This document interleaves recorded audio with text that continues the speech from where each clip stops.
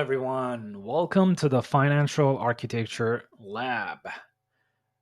This is the very first video that I have ever put on YouTube. And if you're here, this is a very exciting moment for me. And I hope this is a moment that it changes my life and also your life. I am here to talk about hidden dimensions of money and how you can better understand those hidden dimensions and you can change your life. I'm your friend Shaw, and I'm going to be your guide through it.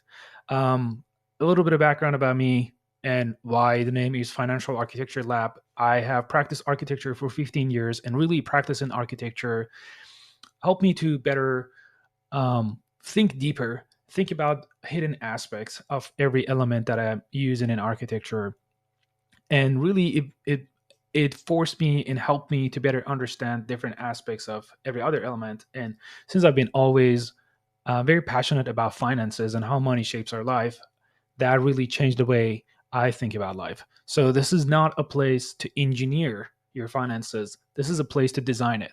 And if you're wondering what is the difference, well, just bear with me and I'll tell you about it. A little bit of background about me is um, I want to like really talk about like how the way I changed about the way I look at money really has changed my life. I went about being $10,000 in debt in 2018 and making 52K a year to 6 years later making about 75K a year and being worth about $250,000 and having a portfolio of $1 million worth of real estate. All of that as I had an average income of about 65,000. Really not that crazy. I have never gained any kind of crazy basically gains from crypto, from stock market. I did not win lottery or anything. Really just your average friend who chats with you and you go to bars. And really I managed to get here. And of course, one way was to really manage my finances and like invest more in everything. But the other was to really design my life in a way that I lower my cost of living. And this leads to me talking about the other part of designing your financial life, which for me was to lower my cost of living. I always thought I'm frugal, but I've recently designed my life and brought my finances about 50% down. And I thought I'm frugal. So what I'm going to tell you is my current general cost of living is about $1,500 a month. And here's the craziest thing. I am spending the least I have ever spent, and I am the happiest I've been. And this is really eye opening. It has completely changed my life. And I really want to talk more about all these aspects, and I'm really hoping that it can help everybody else. It's really crazy that we live in the richest country in the history of the world with the biggest economy and the most amount of power to buy things. And it's still more than half of the country living paycheck to paycheck. They feel completely hopeless and stuck. So, without further ado, I just want to say if you're somebody you feel stuck with your finances, you feel stressed, you feel trapped, you feel hopeless, I just want to let you know that I've been there and I got myself out. And there's nothing crazy that anybody else cannot do. And I'm here to show you the way. So if this resonates with you, I want you to tell you just because you live in a system that is not designed to help you thrive, it doesn't mean you need to be stuck with it. There are ways to get out of it. You just need to better understand these hidden dimensions of money, how to control it and get out of it. And I'm going to walk you through what I did, how I got here, what I would change if I go in the past. And I'm going to talk about all these experiences. So if any of this excites you and you're interested in, so come with me, listen to me, let's talk about it. If you have any questions, if you have any thoughts, please share with me, put it in the comments. I will try to respond to all of that. And without further ado, let's get started. So, here is the first topic that I want to talk about. And a lot of people might understand this easily or it might confuse them. But why really making more money never fixes the problem? I definitely been there too. I understand is like I'm just keep making more money and just more stock and more stock. Actually, you may start to feel like you're stuck more when you make more money. So all of us, of course, are making more money than our parents did. Um, and of course, I'm not saying it just for inflation and everything. It's just an overall. I think we make a lot more money, and even with inflation, it's comparable. And but the feeling of stuck, it never goes away. And I've been really thinking about it deeply and deeply. Why we have so many obligations, so feel stuck, and it feels like there's no way out, because it's like the obligations chase us. It's like it doesn't matter how much more you make, you keep feeling stuck. I've seen people making. I remember when I was making 52K, I was talking to people making 300K a year, and I was like, "Oh no, I need a half a million. I need more." And I'm like, "What are you trying to do with all that?" I've also met people with worth tens of millions of dollars, like a huge portfolio of real estate, and they still feel stuck. They still feel trapped, and it's just absurd. It's crazy to see, and I'm like, apparently, this is something doesn't come to us naturally to understand why we keep getting trapped, why this shadow uh never stops chasing us, right? I'll like just make more money, and then you spend more. So this has been on my thought. This is something that really shaped a lot of my thoughts and helped me begin have some of the realizations fade later in life.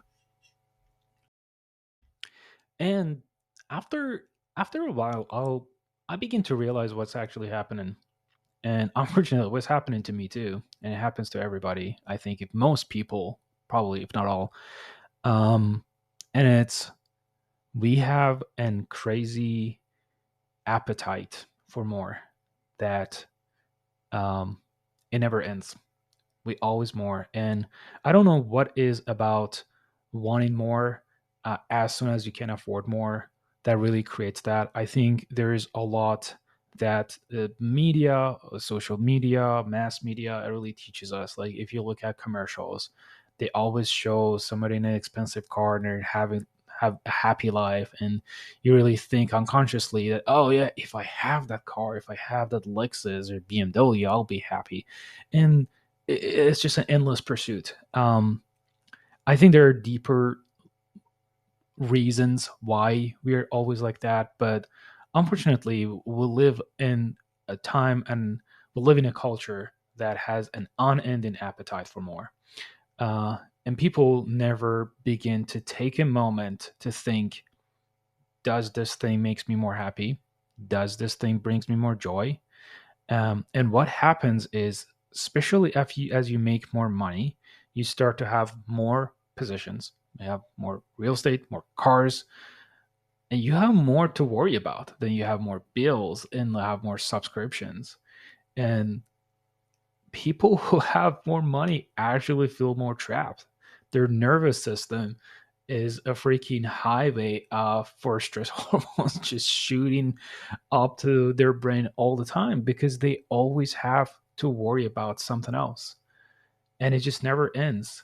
um, and this has been like a crazy realization, because if you figure out a way to stop that in yourself, stop wanting war, at least be intentional. Like there is nothing about wanting war, but the problem is there's no intention in it. Everything is just reactive. Like we just upgrade our lifestyle very, very automatically. Oh, I'm just going to get a bigger house because I can afford it. I'm just going to get a better car because I can afford it. Like if I say, okay, I'm make more money, I want to go get massages biweekly because oh, that helps with me with my relaxation and like muscle recovery and everything. I was like, yeah, you're being intentional. But if you're just getting a more expensive car or a bigger house just because you can, there's no intentionality. And I think this is a big moment. That really lifestyle creeps start to happen, and you become in a way enslaved to your money because it controls you instead of you controlling it. You get completely stuck, and if you never wake up, it just gets worse from there. So if you're probably wondering how did I experience something like that, So I remember when I didn't have much, I actually had more peace. There was a period of my time that was quite peaceful because I didn't have anything. Everything I had, you could fit in one bedroom. I had a computer, I had like a laptop, I had a TV so I can watch Netflix, had an Xbox, had a bed, and I had some plants in my room. That was all I had. And that was a very peaceful time because I never noticed, but I did not have to maintain anything. There was not that many obligations. I just had to work and I had to eat, and I had a very, very easy, low maintenance room to have. But the moments, like some moments that I start to definitely feel very stressed to the point that I felt like I need to see a psychologist was when I bought a property and I really went crazy on it. This property that I bought, it was taking about 50% of my like before tax income. So it was crazy amount. Every month I was going under, and I bought this 3 bedroom property so I can rent 2 rooms and help that with building equity over time and everything. So this is one of those moments that I realize, holy moly, like this is just insanely stressful. I don't have that much money. I didn't think this through. And overall, on the paper, it looked like a great decision. But that just caused tremendous amount of stress in my life to the point that I start to see a psychologist. And still my psychologist was like, do this and do that. And I could not get out of it. Felt very trapped. Another moment was when I bought a car. I tried to get a nice car because I was like, I can afford it. And then I start to worry about the car all the time. Oh, I shouldn't park it under the sun.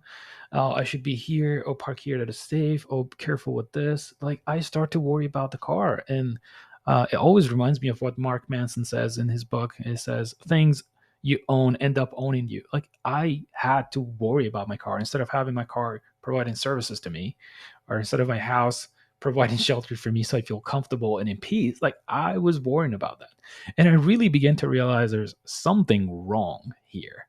Um, and I realized that something has to change. I have to break this cycle. So, all these experiences that I had, and of course, life has a lot more ups and downs with me. I definitely learned a lot. Like, if I would not suggest to anybody to just jump into real estate without knowing a lot of things right now. But of course, I don't regret any part of my past because from any single experience that I had, I learned something. But basically, the purpose of this channel and what I'm hoping to be able to share and what I'm hoping to be able to help people see uh, the way I really trying to change my life is just simply by redesigning it and structuring it in a different that is very intentional. You intentionally pick the objects, subscriptions, elements, anything in your life that really services you, and you don't service them. And this has completely transformed my life. It really changed everything, just the design of it. I begin to remove everything from my life that was not bringing me value and it was obligation and I didn't need it. It could be a piece of furniture. It could be the way I commute to work. It could be the people I see. It could be the sports I do. It could be anything. And I just began to do less and less and less in life. And then those less things that I'm doing, I was doing more of them. So it was for me, the financial design of my life was doing more of less. And it I promise you, like it really increases the quality of your life. And it's just a lot easier. You even save more money and you can invest more money. And just future just becomes from something that you worry about to something that you look forward to. So I hope this interests you. I hope this excites you, and I hope you resonate and feel the same with the experiences I had. And I want to share more of this. I want to go deeper into every level of that. So watch my next videos. Was the very first one. Come with me and share your thoughts with me. Don't worry. And don't forget to share your experiences with me in the comments, your thoughts, your questions, and everything. And of course, if you go out of your way and subscribe to my channel, that would be quite amazing. Um, Once again, I'm your friend Shaw. I'm very happy and excited to be here and to share more about my experiences, and see you in the next video.